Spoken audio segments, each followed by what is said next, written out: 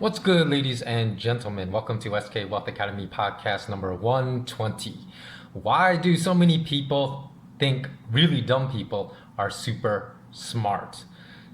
Today, society is full of the characters from Dumb and Dumber. However, the only problem is that the roles of Jeff Bridges and Jim Carrey are played by people that are super articulate, super smooth, and well spoken. So it's a lot harder to spot them in comparison to the characters played in that movie. Now, smart is not someone that has a lot of information stored in their brain and they just rattle off all this information in machine gun like fashion. I'm sure a lot of you know who some of these people are that the mass media constantly promotes and has on as guests on their TV shows, and that they laud as super smart or intellectuals.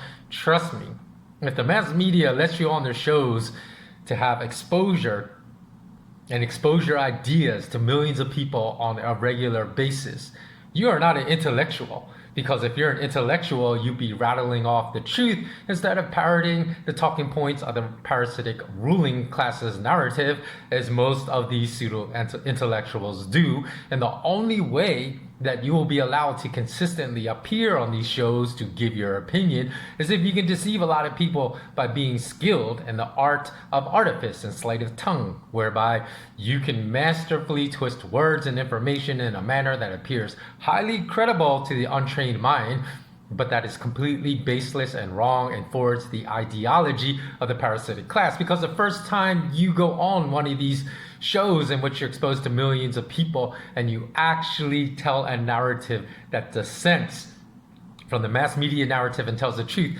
you will never be allowed to appear on that program again. So anyone that appears regularly on these shows, if you're learning from them, stop, because you're not learning the truth. And I'm not even necessarily arguing that their artifice is deliberate, though in some instances it is, but in other instances it's definitely not. And the person engaging in this deception is merely too ignorant to realize that he or she is spouting baseless, unfounded information that could not be supported if anyone with critical thinking skills were present to challenge these baseless claims. Therefore, I would never call these people evil or that accuse them of spreading disinformation with malicious intent. They probably merely have a bunch of letters after their name that comes from achieving academic degrees and is a product of way too much schooling and way too little education. Thus, these people can't even be well read. Like I said, they can be well spoken, but they will usually have read a non-diverse selection of books about a topic in which he or she is a self-proclaimed pundit. And these pseudo-intellectuals that deceive people may even have exceptional speaking skills, be very articulate, and they can credibly hide the fact that they are merely parroting information that they have read elsewhere and lack the ability to analyze whether or not the information that he or she has ingested and is now vomiting on various news distribution channels is correct or incorrect. So I'm not even necessarily saying that such a person is a jerk. This person can be charming, charismatic, handsome, beautiful, and even incredibly nice. But being nice, being charming, being charismatic does not make a person an intellectual. So for these reasons, so many of these so-called intellectuals are always running their mouths about topics they know nothing about. They will tell us from their ivory towers what the solutions are to inner city problems of crime, poverty, homelessness, but yet have never set foot inside a high crime, high poverty urban neighborhood for a single day, let alone the months and years it actually takes to really understand viable solutions. But yet they spout nonsense about how all this empirical evidence, by the way, that they know nothing of through personal experience, but only by reading about the experiences of someone else in a book.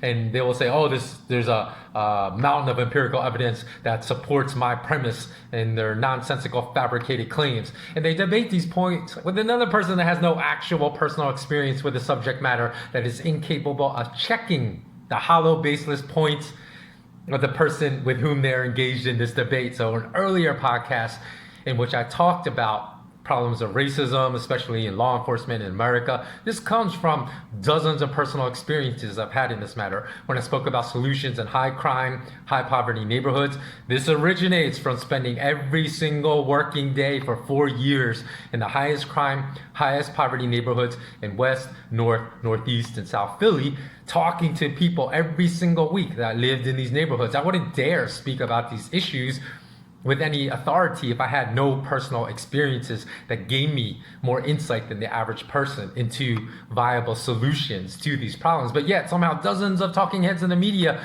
are somehow completely fine with doing so, and even aggressive in promoting their viewpoints that are based upon zero personal experience in these matters.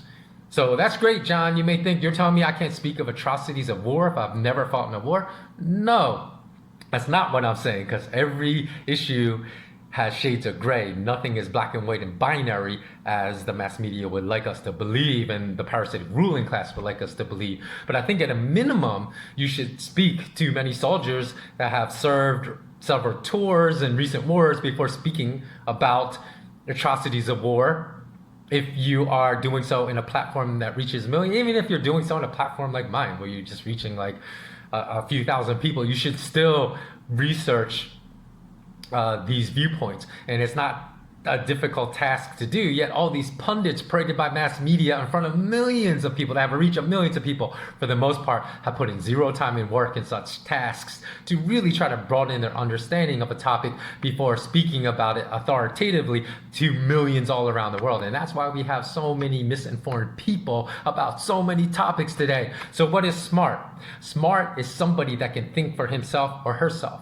Someone that doesn't blindly accept everything the mass media orders him or her to believe about a topic. Someone that's actually cognizant that 10 minutes of research into reporting news by the mass media is often sufficient to discredit all of it as garbage. And someone that is actually courageous enough, once they discover this, to speak the truth, even if a million people oppose him or her, because he or she has done the research and legwork to understand the truth, whereas his or her million opposers have not. Someone is smart that seeks out as much knowledge about a topic as possible before ranting about it to a million viewers. Smart is someone that answers, I don't know. I simply don't know, when he or she does not know, instead of faking that they know the answer or pulling some BS statistic out of their butt to justify their uneducated opinion. Because guess what? Everyone can find a study or statistic out there, and often even one conducted by so-called credible sources, to justify their uneducated opinion. Because guess what? Everyone can find some study or, everyone can do this, and it's done quite often on mass media distribution channels, because they know they're going to be debating this point with someone that is not sharp enough to challenge the methodology of the study that produced that statistic. Because when I've researched the studies and statistics quoted by many pundits about many subjects on TV, I've discovered on quite a few occasions that the methodology of data gathering that produced the statistic being discussed as proof of, that backs or supports the argument, that the methodology was so weak and so flawed that the statistics produced by the study should have been thrown straight into the garbage bin. And I've provided plenty of real world examples of this in my SK Wealth Academy course about critical thinking. So stay tuned, because whenever I'm allowed to freely travel across international borders is when I will finally be launching my SK Wealth Academy. So smart is someone that doesn't drop to their knees to believe everything spouted by an authoritative source, and does not resort to non-critical, non-intellectual arguments that I've heard dozens of times, especially in regard to the enforcement of inhumane, unconstitutional, non-humanitarian COVID-19 pandemic economic lockdowns being enforced worldwide. Still, to this day, as I am speaking right now, they say stuff like, hey, Dr. Fauci of the World Health Organization said we must do this, so that's why I'm obeying these orders. Who are you to tell me that these orders are nonsensical? Are you a doctor? Why should I listen to you? Again, you don't have to be a doctor to talk about medical and health issues in an intelligent manner. I've talked about these issues extensively on my channel and previous podcasts because I worked in healthcare, and for 4 years I talked to medical personnel, and I also studied molecular biology and virology in school, and but even though I have additional years of work-related experience, one can still have a lack of work experience and uncover the truth. Even if I never worked in healthcare, it doesn't mean that I can't research topics on my own, discuss my opinions with other doctors in order to vet or invalidate my opinions, and then forward the truth to others in the form of a podcast. But to say, hey, he's a doctor, he knows much more than me, so I'm going to be an obedient vessel of the state and just blindly listen to orders, this is the very mark of an unthinking, ignorant citizen. So do you remember the whole fiasco regarding cigarette manufacturers when they lied for decades and said there was zero evidence that smoking caused lung cancer? You know why so many people believe these lies in America for decades? It was because they had authoritative sources, doctors spreading these lies. But if you just did a little research, although I'm sure back then it was really hard to uncover this research and only was easier to uncover years later, which probably will happen with this whole COVID pandemic lockdown too. Years later, people will realize how gullible and naive that we all were for following these orders based upon no scientific foundation. So back then, those doctors spreading those lies were on the payrolls of the tobacco companies and cigarette manufacturers. And that's why they lied for decades. And in fact, right now, I'm going to stop and insert some of these ridiculous ads so you could see the absurdity of the narrative that was.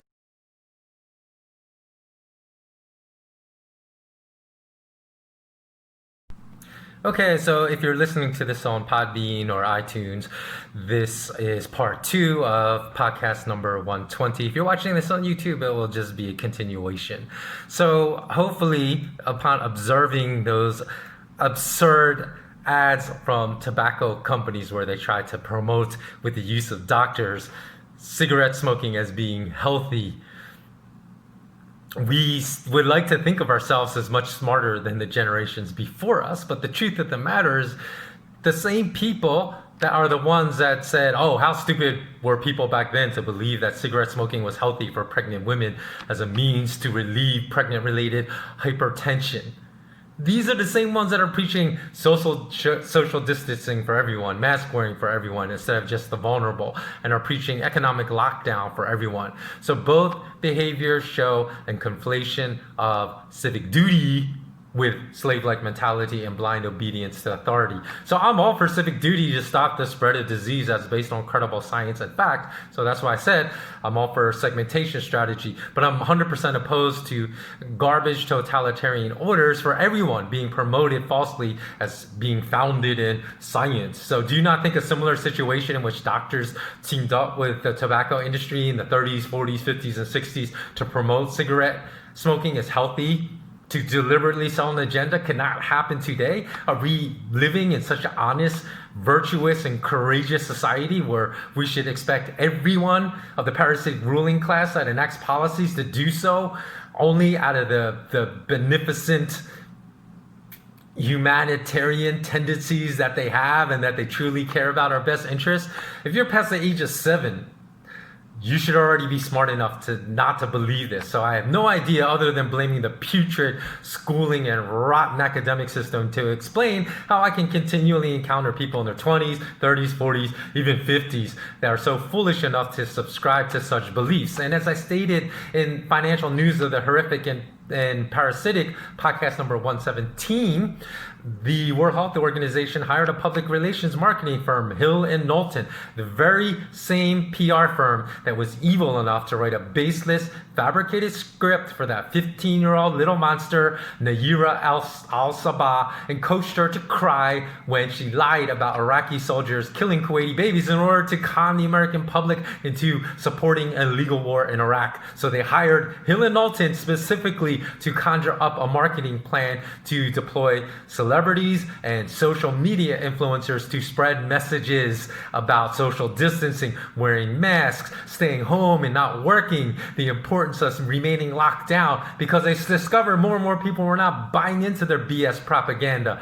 And Why would they need to hire a PR marketing firm and pay them $135,000 to get people to believe the truth? Science has always been able to stand the test of criticism on its own. It doesn't need a marketing and PR firm to get the message out to con people. Truth will always be believed. And you know what?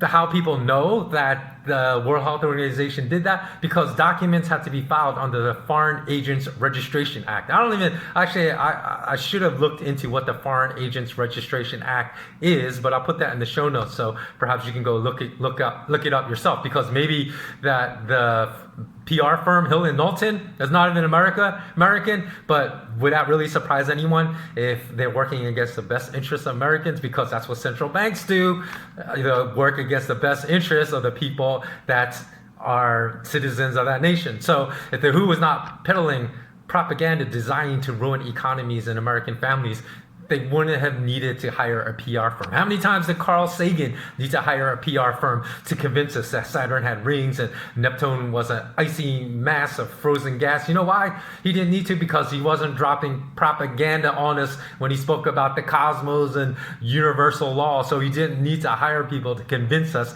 He was telling us the truth because he was telling us the truth. So in the end, a smart person is not someone that is articulate, because some of the most articulate people in the world are snakes and devils. A smart person is not even someone that wins a lot of arguments, because if someone consistently argues against people of inferior mental acumen, that does not make the winner of that argument correct or intellectual. It just makes him a better debater. And if he's someone that debates for a living simply due to experience, he's going to win a lot of arguments even when he is 100% wrong. A smart person is not someone with an impressive academic pedigree, because I've already established that superior schooling does not equate to superior intellect or even a superior education than someone that may never have attended formalized schooling. In the end, a smart person is someone capable of understanding when complete unknowns and lies are being sold to him or her as facts, as is the predominant amount of information circulated by the mass media and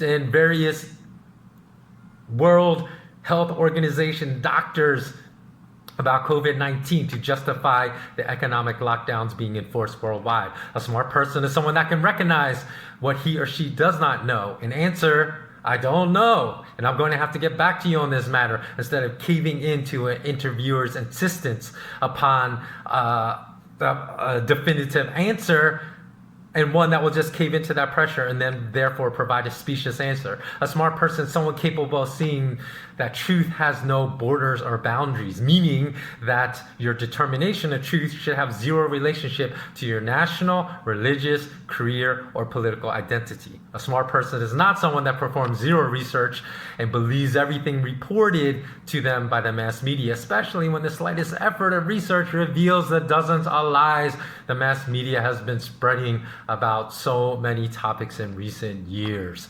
And show me a person like that, I'll be the first to happily call that person super smart. Okay, thanks so much for watching, and as always, remain intensely curious.